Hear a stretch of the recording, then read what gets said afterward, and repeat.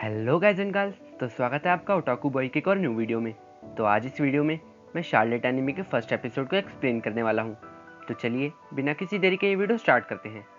तो एपिसोड के स्टार्टिंग में हमारा मेन कैरेक्टर ओटोसाका दिखाया जाता है, जिसके पास ऐसी एबिलिटी होती है जिससे वो किसी भी इंसान की बॉडी को 5 सेकंड के लिए कंट्रोल कर सकता है।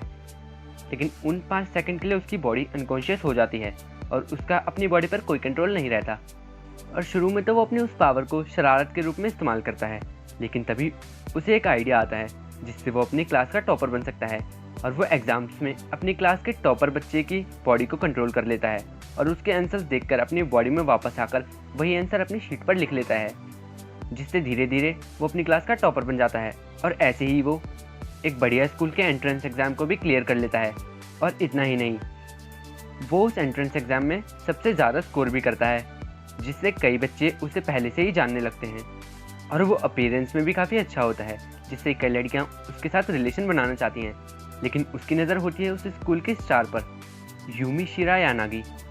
इसके बारे में दिखाया जाता है, यूमी अपनी दोस्त के साथ रोड क्रॉस करने के लिए खड़ी होती है और उसे ओटोसाका पीछे से देख रहा होता है। और तभी उसकी नज़र जाती है सामने से आने वाले ट्रक पर, और वो उस ट्रक ड्राइवर की बॉडी को कंट्रोल कर लेता है और ट्रक को यूमी की तरफ मोड़ देता है, जिससे ट्रक उससे टकरा जाए। और तभी ओटोसाका अपनी बॉडी में वापस आकर यूमी को बचाने के लिए दौड़ पड़ता है और उसे बचा भी लेता है। और ये उसके प्लान का हिस्सा होता है, जिससे यूमी ओटोसाका को जानने लगे और ओटोसाका यूमी की नज़रों में अच्छा बन सके। इसके बाद ओटोसाका यूमी को नर्स के पास लेकर जाता है उसकी फ़र्स्ट एड के लिए। यूमी की फ़र्स्ट एड होने के बाद यूमी ओटोसाका से पैनकेक शॉप पर चलने के लिए कहती है, ताकि वो उसे थैंक्स कह सके। इसके बाद वो पैनकेक शॉप पर जाते हैं और यूमी उसे पैनकेक खाने का सही तरीका सिखाती है और वो आपस में कुछ बातें करने लग जाते हैं। इसके बारे में नेक्स्ट डे दिखाया जाता है, जब ओटोसाका अपनी क्लास में बैठा हुआ होता है और तभी उसे यूमी का मैसेज आता है, जिसमें लिखा होता है कि क्या आज भी वो दोनों साथ स्कूल से घर जा सकते हैं। और ये मैसेज देखकर ओटोसाका काफ़ी खुश हो जाता है, क्योंकि उसका प्लान सही चल रहा था अभी तक। लेकिन तभी उसकी क्लास में एक अनाउंसमेंट होती है और उस अनाउंसमेंट में उसे स्टूडेंट काउंसिल ऑफिस में बुलाया जाता है। और ये सुन के ओटोसाका को समझ नहीं आता कि उसे स्टूडेंट काउंसिल ऑफिस में क्यों बुलाया गया है।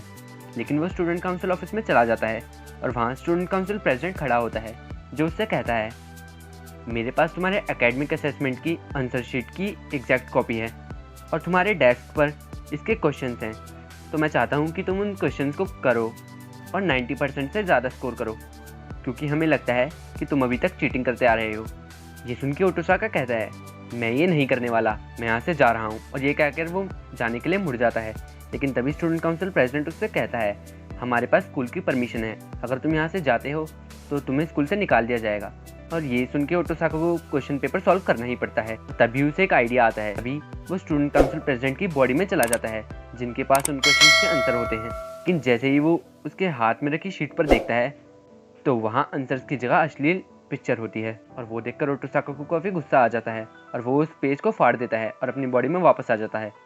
और ये देखकर स्टूडेंट काउंसिल प्रेसिडेंट को कुछ समझ नहीं आता कि वो पेज फटा कैसे। और तभी ओटोसाका के लेफ्ट में से एक लड़की खड़ी होकर कहती है, तुम पकड़े गए, हमने तुम्हें पकड़ ही लिया, तुम अभी तक चीटिंग करते आ रहे थे।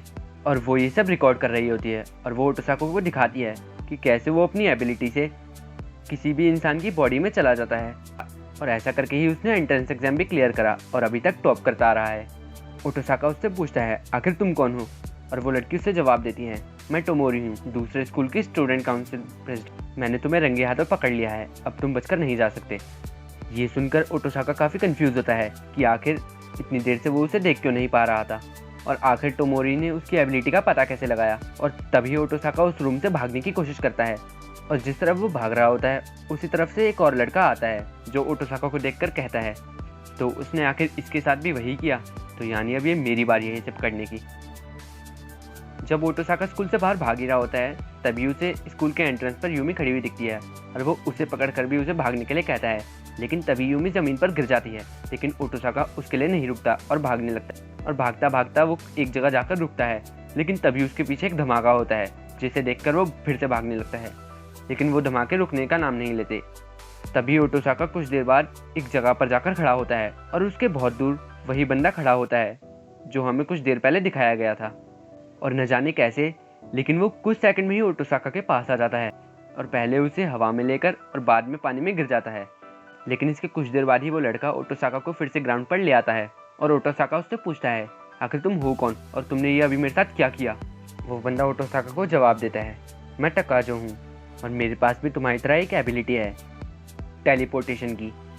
और तब ओटोसाका उससे पूछता है, तो तुम अब मेरे साथ क्या करने वाले हो। तभी वहाँ टोमोरी आ जाती है और उससे कहती है, अब तुम हमारे स्कूल में पढ़ोगे हमारे साथ। और ये सुनकर ओटोसाका काफ़ी हैरान होता है और तब टोमोरी उसे समझाती है कि इस दुनिया में तुम्हारी जैसी एबिलिटी वाले कई और लोग भी हैं, लेकिन ये एबिलिटी एक डिजीज़ है जो प्यूबर्टी तक ही रहती है और उसके बाद ये गायब हो जाती है। तो जब तक ये पावर तुम में से चली नहीं जाती तब तक तुम उसी एकेडमी में हमारे साथ पढ़ोगे, स्टार ओशन एकेडमी में। हमने तुम्हारे गाइडेंस से भी अप्रूवल ले लिया है। ये सब सुनकर ओटोसाका को काफ़ी गुस्सा आ रहा होता है और वो टोमोरी की तरफ हमला करने के लिए दौड़ता है, लेकिन तभी टोमोरी गायब हो जाती है और ओटोसाका को कुछ पंचेस और किक्स पड़ने लगती हैं और तभी टोमोरी फिर से दिखने लगती है। ये देखकर ओटोसाका को कुछ समझ नहीं आता। तब टकोजो उसे समझाता है कि ये इसकी एबिलिटी है जिससे ये किसी भी एक इंसान के सामने गायब हो सकती है, लेकिन बाकियों को ये नॉर्मली दिखती ही रहेगी। टोमोरी से बोलती है, तुम हमारे साथ स्टूडेंट काउंसिल भी ज्वाइन करोगे ताकि तुम हमारी मदद कर सको तुम्हारी तरह और एबिलिटीज़ वाले लोगों को ढूंढने में और उन्हें प्रोटेक्ट करने में। इसके बाद ओटोसाका अपने घर जाता है जहाँ उसकी छोटी बहन उसका इंतज़ार कर रही होती है और वो उसे बताती है कि उसके पास उसके अंकल से एक मैसेज आया है कि अब से वो स्टार ओशन एकेडमी में पढ़ा करेंगे। इसके बाद वो डिनर करने लगते हैं जहाँ उसकी बहन ने उसके लिए राइस ऑमलेट बनाया होता है, लेकिन उस पर पिज़्ज़ा सॉस डली होती है जो ओटोसाका को बिल्कुल पसंद नहीं होती।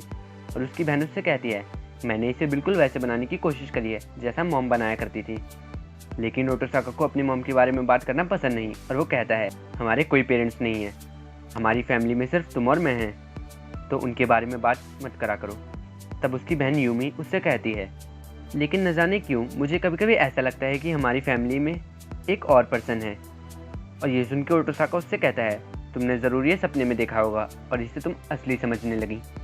इसके बाद हमें वो यूमी से मिलता हुआ दिखाया जाता है और वो उसे बताता है कि अब से वो इस स्कूल में नहीं पढ़ेगा और स्टार ओशन एकेडमी ज्वाइन कर रहा है और वो यूमी से अब से मिल भी नहीं पाएगा। ओटोसाका यूमी को वो रीज़न एक्सप्लेन नहीं कर सकता क्योंकि टोमोरी ने उसे कहा होता है कि जब तक तुम्हारी पावर गायब नहीं हो जाती तब तक तुम इसके बारे में किसी को नहीं बता सकते।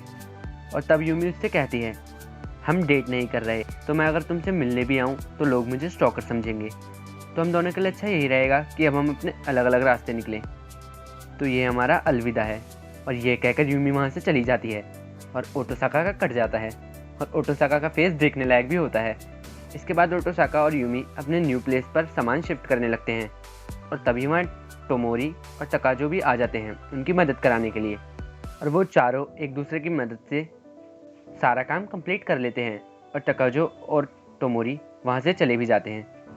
लेकिन उसी रात ओटोसाका को एक ड्रीम आता है जिसमें ओटोसाका और अयूमी के साथ एक और बंदा होता है, लेकिन ओटोसाका को याद नहीं कि वो बंदा कौन होता है और तभी एपिसोड एंड हो जाता है। तो गाइस, अगर आपको ये वीडियो देखकर मज़ा आया हो तो वीडियो को लाइक और चैनल को सब्सक्राइब करना ना भूलें। वीडियो को शेयर भी ज़रूर करें। तो मैं मिलता हूँ आपसे अगली वीडियो में, तब तक के लिए बाय बाय।